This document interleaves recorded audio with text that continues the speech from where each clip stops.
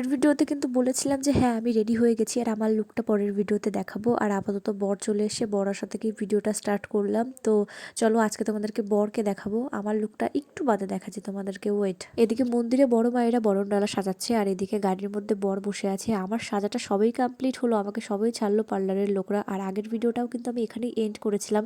তো এই ভিডিওটা ভাবলাম এখান থেকে তাহলে শুরু করা যাক। আগের ভিডিওটা একটু বড় হয়ে যাচ্ছিল জন্য ভাবলাম যে এখানেই থাকুক, পরের ভিডিওটা বরঞ্চ এখান থেকেই শুরু করবো, মানে বর আসা থেকে। এদিকে বরযাত্রীরা দাঁড়িয়ে আছে, মা বড় মারা সবাই মিলে বরণ করে নিল বরকে। আমাকে না অনেকেই বলে যে তুমি ভিডিওতে এত আস্তে কেন কথা বলো, আর একটু জোরে কথা বললে ভিডিওটা আরো সুন্দর হয় বা আরো ভালো স্পষ্ট শোনা যায়। তো অবশ্যই জোরে কথা বলার চেষ্টা করব। ভিডিওতে ভয়েস ওভার দিতে গিয়ে, মানে আমি তো যখন ভিডিও শ্যুটটা করে রাখি তখন তো কথা বলি না, পরে ভয়েস ওভার দিই। তো তখন এই কোয়ালিটিটা না, মানে এই ভয়েসটা আর কি রয়েই গেছে আমার, যে এর থেকে জোরেও হয় না আর আসতেও হয় না। অবশ্যই এর থেকে জোরে কথা বলার চেষ্টা করব।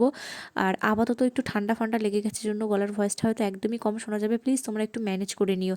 দেখো বরের কিন্তু এদিকে বরণ করা হয়ে গেছে, আর বরকে নাকি নেমেই গাড়ির থেকে শাশুড়ির আঁচলে বসতে হয়। জানি না এই নিয়মটা কেমন। তো এইদিকে আমার বড় মা আঁচল পেতে দিল জামাইকে বসার জন্য। আঁচলটা মানে খুবই ছোট হয়ে গেছে, আর জামাইটা অনেক লম্বা তো অনেক বড়, তো আঁচলটা একটু ছোট হয়ে যাচ্ছিল। তো যাই হোক কোনো রকম ম্যানেজ করে বসেছি। আর এদিকে আমার বড় মা জামাইকে বরণ করে নেওয়ার পরে, মানে আমার জিজুকে বরণ করে নেওয়ার পরে একটা ছোট্ট গিফট দিল নিজের তরফ থেকে, মানে একটা রুপোর ব্রেসলেট দিল। আর এইদিকে আমি না নতুন জামাইবাবুর আমাদের পা ধুইয়েছিলাম, এটা নাকি নিয়মের মধ্যে পড়ে যে শালিকাদেরকে পা ধোয়াতে হয় জামাইবাবুর। তো পা ধুইয়েও ছিলাম, তখন ক্যামেরাটা ধরে দেওয়ার মতো কেউ ছিল না জন্য শ্যুটটুকু নিতে পারিনি। তো অনেক তোড়জোড় করেছিলাম যে টাকা দাও, তোমাদের তো 10-12 বছরের রিলেশন, 10-12 হাজার টাকা অন্তত দাও। তো হ্যাঁ, এইখানে একটা কথা বলে রাখি যে দিদিদের কিন্তু 10 থেকে 12 বছরের রিলেশন, বহু বছরের লাভ ছিল তাদের। তো যাই হোক, এরকম ভালোবাসা সত্যি দেখতেও ভালো লাগে। ফেসবুকে এর আগে পরে প্রচুর ভিডিও দেখেছি, অনেক ভালোবাসার পূর্ণতার ভিডিও দেখেছি। অবশ্যই সেরকম একটা ভিডিও বানানোর চেষ্টা করব। আপাতত এইটা ব্লগের মাধ্যমে তোমাদের সাথে শেয়ার করছি। আর আমি চেয়েছিলাম 10,000 টাকা, আমাকে দিয়েছিল মাত্র 501 টাকা। ভাবো তাহলে কেমন কিপটা জামাইবাবু পেলাম। অবশ্য আমি একাই ছিলাম, ওই জন্য বেশি তোড়জোড় করতে পারিনি, আর আমাকে বেশি টাকাও দেয়নি। আর এইদিকে আমার জিজু বসেছে, মানে ইন্দ্রদা বসেছে আর কি। এখানে জামাই বরণের একটা ব্যাপার থাকে না, এর আগের ভিডিওতে দেখে জামাই বরণের একটা নিয়ম আছে, মানে বাড়ির মেয়ে জামাই যারা আছে আর কি, আর যে সমস্ত মেয়ে জামাইরা আছে তাদেরকে জামা কাপড় দিয়ে বরণ করতে হয়, সেটা ঠাকুরমশাইয়ের হাত দিয়ে করতে হয়। তো সেটাই করছিল। আর দেখো দিদির কিন্তু শুভ দৃষ্টির সময়টা চলেই এসে, এখানে জামাইবাবুকে মুখটুক ঢেকে দাঁড় করিয়ে দেওয়া হয়েছে।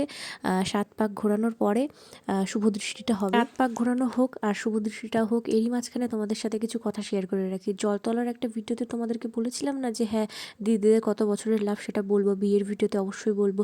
আমার দিদির কিন্তু লাভ ছিল প্রায় 12 বছরের, আর লাভ করার পরে এই যে অ্যারেঞ্জ ম্যারেজ করে তাদের বিয়ে দেওয়া হচ্ছে, খুবই আনন্দের সাথে বিয়েটা দেওয়া হয়েছে। এবার দেখো সোশ্যাল মিডিয়াতে অনেক খারাপ মেন্টালিটি নিয়ে বসে থাকে, এরকম অনেক মানুষ আছে যারা কিনা কমেন্ট করবে যে 12 বছরের প্রেম, তাহলে কত ছোট বয়স থেকে প্রেম করতো, বা এখনই তোমার দিদির বয়স কেমন। এখন আমার দিদির বিয়ের বয়স যথেষ্ট হয়েছে, আর একদম যে ছোটকাল থেকে প্রেম করছে তা না, দিদিরা ম্যাচিওর হওয়ার পর থেকেই প্রেম করেছে।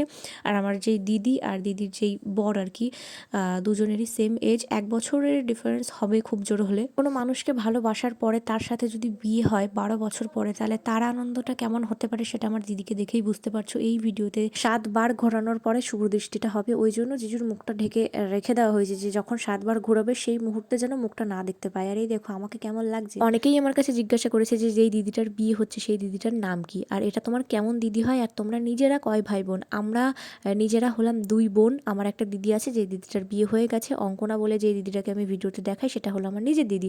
আর এই যে দিদিটার বিয়ে হচ্ছে এটা আমার নিজের জেঠুর মেয়ে, এর নাম হচ্ছে বুলটি। বিয়ে নিয়ে অনেক ভিডিওতেই বলতে শুনেছো যে বুলটি দিদির বিয়ে, আর বুলটি দিদিকে নিয়ে আমি অনেক কটা ভিডিও বানিয়েছি। তো এই সেই বুলটি দিদি, আর ওর নাম বুলটি, আর ও আমার নিজের জেঠুর মেয়ে। আশা করি সমস্তটা ক্লিয়ার করে দিতে পেরেছি তোমাদেরকে। আর এই দেখো এইদিকে কিন্তু শুভ দৃষ্টি হচ্ছে। তো চলো দিদি কেমন নাচ করলো শুভ দৃষ্টিতে বা বরকে দেখার পরে সেটা তোমাদেরকে একটু দেখাই। তবে শুভ দৃষ্টিটা করার পরে এইখানে নাকি প্রদীপ দেখিয়ে একটু বরণ করে নিতে হয় বরকে, আর তারপরে চন্দনের ফোঁটা দিতে হয়। তো দিদি সেটাই করছিল। আর এরপরে মালা বদল হবে, তো মালা বদলের পরেই একটু নাচ করে নিল দিদি। চলো সেটাই তোমাদের সাথে শেয়ার করব।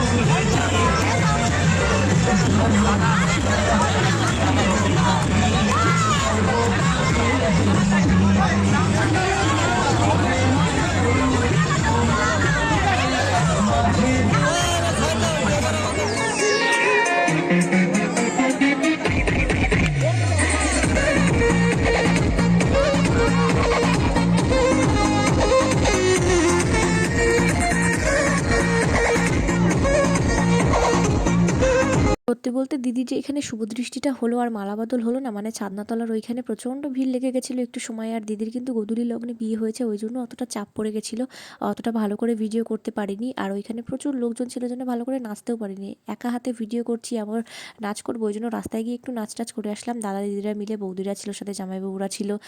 তো তারপরে নাচ টাচ করার পরে একটু খিদে পেয়ে যায়, জন্য খেতে আসি এইদিকে। আর বললাম না যে গোধূলি লগ্নে বিয়ে, মানে সন্ধ্যার মধ্যে বিয়ে পুরো কমপ্লিট হয়ে গেছিলো, 7টার মধ্যে লগ্ন শেষ ছিল। এরই মাঝখানে খিদে পেয়ে গেছে, সকাল থেকে সেরকমভাবে ঠিকঠাক করে খাওয়া দাওয়া হয়নি। খেতে এসেছি, খাওয়াটা কমপ্লিট হতে না হতেই শুনি যে দিদির নাকি সিঁদুর দান ফান পুরো কমপ্লিট হয়ে গেছে। তারপরে দিদিরা ঘরে এসে বসেছিল, এইখানে ঘরের কিছু নিয়মকানুন করছিল। আমার তো খুব আফসোস হচ্ছিল যে দিদির পুরো বিয়েটা দেখতেই পারলাম না, সিঁদুর দানটা বা 7 পাক ঘোরা বা অন্যান্য যে সমস্ত নিয়মকানুন থাকে বিয়ে, সেগুলো দেখতেই পারলাম না। সিরিয়াসলি মন থেকে ভীষণ আফসোস হচ্ছিল আমার। তারপরে কি আর করা যাবে, দিদিরা বিয়ে কমপ্লিট করার পরে ঘরের ভেতরে ওদের যা নিয়মকানুন ছিল সেগুলো কমপ্লিট করার পরে রাস্তায় এসে কিছু ছবি উঠছিল, একে একে তো সবাই ছবি উঠে নিল। সারাদিন আমরা কেউ সময় পাইনি। সত্যি গোধূলি লগ্নের এই বিয়েটা না একটু অসুবিধা হয়ে যায়, মানে সন্ধ্যার মধ্যে বিয়ে কমপ্লিট করতে গেলে অনেকটা চাপ হয়ে যায়। আমরা দেখো না কেউই সকাল থেকে ছবি টবি উঠতে পারিনি, ওই জন্য রাতে এক এক করে আমরা সবাই মিলে ছবি উঠে নিলাম। আর এই দেখো আমাদের নতুন বর বউয়ের খাওয়া দাওয়া কমপ্লিট, মানে তো সমস্ত গেস্টরা বাড়ি থেকে এক একে চলেই গেছে। আর বিদায়ের যে সময়টা আসে, এই সময়টার কথা সত্যি আলাদা করে আমার আর কিছু বলার নেই, তোমরা আশা করি বুঝতেই পারছো। বা দিদির বিয়ের এই পুরো ভিডিওটা কেমন লাগলো অবশ্যই কমেন্টে জানিও। আপাতত দিদির বিদায় পূরণ চলছিল, আর পরের দিন সকালবেলা সমস্ত ফার্নিচারগুলো পাঠিয়ে দেওয়া হয়। আর পরের দিন সকালবেলা আমাকে একটু এমার্জেন্সি কলেজে যেতে হয়েছিল। আমার মুখটা দেখে বুঝতেই পারছো যে আমার কলেজে যাওয়ার একদম মুড নেই। তো দেখা হচ্ছে পরের ভিডিওতে খুব তাড়াতাড়ি, ততক্ষণে সবাই সুস্থ থাকবে।